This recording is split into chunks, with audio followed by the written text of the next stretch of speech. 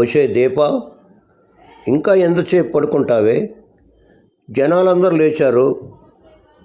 పండుకున్న దీప మొహం మీద నీళ్లు కొట్టింది ఇసురుగా. ఎదురుగా దీప తల్లి కనకం. అంతే ఉలిక్కిపడి లేచింది దీప భయంతో.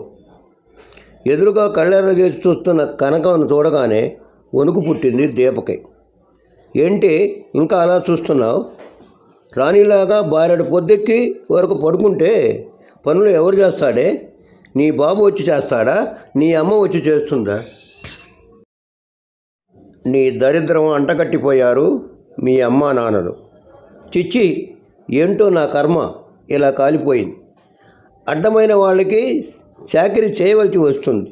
ఏయ్ దరిద్రమొహందానా, ఇంకా ఎంతసేపు అలా మిడిగుడ్లు వేసుకొని చూస్తూ ఉంటావా?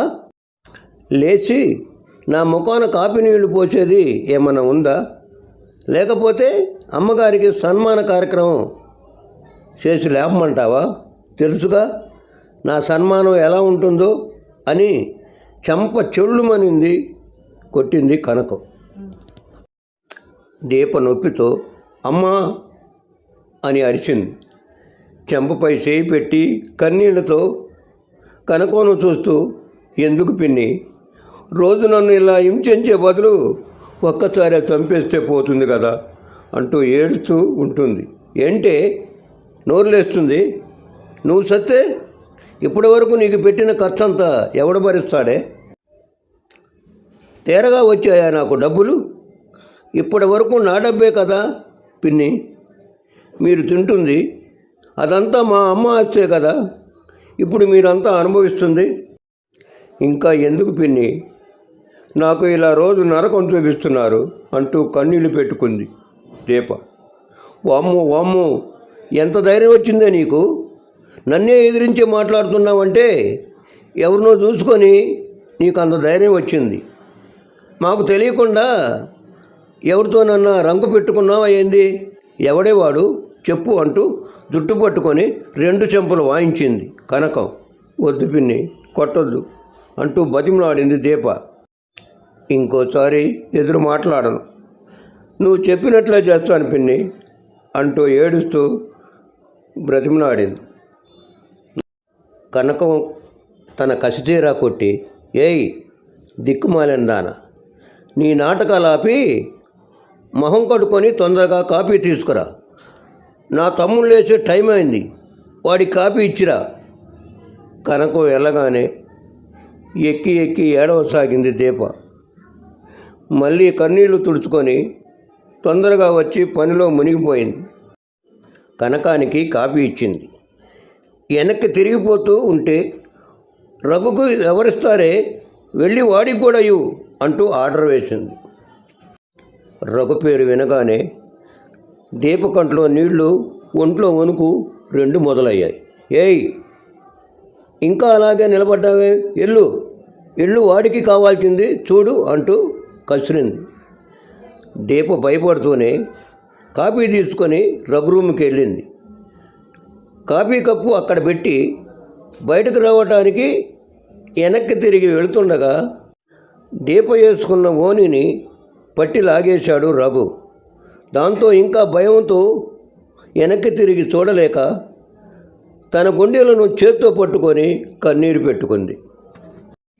ఏయ్ ఏంటే అలా కాపీ ఇక్కడ పెట్టి వెళ్ళిపోతే ఎలా తాగాలే? ఇలారా అని పిలిచాడు రఘు. దీప ఏడుస్తూ అలాగే వణుకుతూ నిల్చుంది.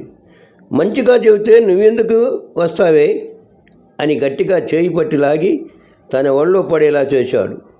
ఏడుస్తూ తన శరీరాన్ని దాచుకునే ప్రయత్నం చేస్తూ దీపను చూసి నవ్వుతూ ఇంకా గట్టిగా ఆమెను పట్టుకొని 2 చేతులు విడదీసి ఆమె అందాలను చూస్తూ ఉన్నాడు. అతని చూపు తట్టుకోలేక గుంజుకుంటున్న దీపను దగ్గరికి లాగి ఆమె గుండెలపై గట్టిగా కొరికాడు. అమ్మా అని అరిచింది దీప. ఆ అరుపుకు ఇల్లంతా వినిపించింది. అది రోజు జరిగేదని తెలిసి ఎవరూ పట్టించుకోలేదు. అంతటితో కాకుండా ఆ 7 కాపీ ఆమెను కొరికిన చోట పోశాడు రఘు. సున్నితమైన భాగంలో గాయమైన చోట ఇంకా వేడి కాపీ పోసి అతని రాక్షసత్వం చూపిస్తున్నాడు. దీప విలవిల్లాడుతూ ఉంటే వంకరగా నవ్వుతూ ఆమె ఎదలో పోసిన కాపీని నోటితో దుర్రుకుంటూ ఆమె చేతులను గట్టిగా నొక్కిపెట్టి ఇంకో చేత్తో ఆమె ఒంటిని తడుముతూ ఉన్నాడు. అతని స్పర్శను భరించలేక అతని పాశవిక చర్యలకు బలవుతూ రోధిస్తుంటే తప్ప ఎదురుదిరలేకపోయింది. ఎదురు తిరిగితే దాని పరిణామాలు ఎలా ఉంటాయో ఆమెకు బాగా తెలుసు. అందుకే అతడు ఎంత నరకం చేసినా ఏమీ చేయలేని నిస్సహాయ స్థితిలో ఉంది. అతడి చేతిలో నలుగుతున్న ఆమె తనువును చూస్తూ, ఇది ఇప్పటికైనా నాదేలే, కాకపోతే ఇప్పటి వరకు నిన్ను చూస్తూ కూర్చోలేను. అది కాకుండా నీ ఒంటిని చూస్తున్న ప్రతిసారి నీకు నేను మాత్రమే గుర్తుకు రావాలి కదా. అలా అయితే కదా నీకు వేరే మృగాన్ని చూడాలన్న కోరిక రాకుండా ఉంటుంది. నీ ఒంటి మీద నా గుర్తులు నీకు ఎప్పటికీ గుర్తు చేస్తూ ఉంటాయి.